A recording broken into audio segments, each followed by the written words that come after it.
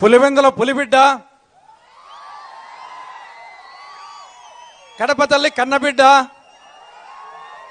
రాయలసీమ రతనాల బిడ్డ, ఆంధ్రమాత అనుంగు బిడ్డ, స్వర్గీయ వైఎస్ రాజశేఖర రెడ్డి గారి ముద్దుల బిడ్డ, ఆంధ్రప్రదేశ్ కాంగ్రెస్ కమిటీ అధ్యక్షురాలు, కడప లోక్సభకు కాంగ్రెస్ పార్టీ అభ్యర్థిని శ్రీమతి వైఎస్ షర్మిలారెడ్డి గారు ఇప్పుడు మాట్లాడతారు. వారు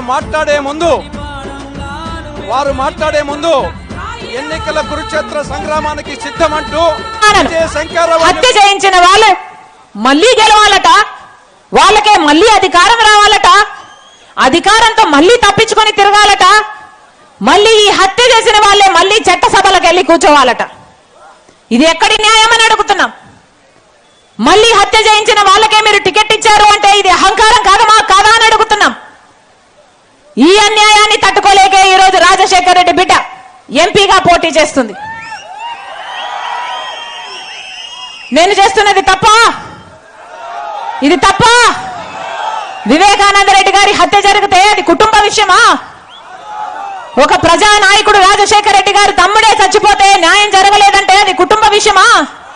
అది మా ఇంటి సమస్య, అది మా ఆస్తి సమస్య, అది మీ సమస్య, అది ప్రజల సమస్య.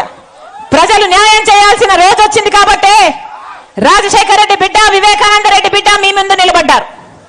కొంగు చాచి అడుగుతున్నాం,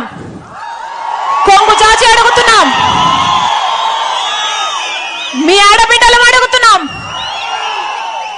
రాజశేఖర రెడ్డి బిడ్డ అడుగుతుంది, వివేకానంద రెడ్డి బిడ్డ అడుగుతుంది.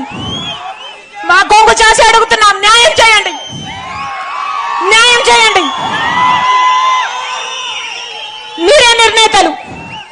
మీరే నిర్ణేతలు.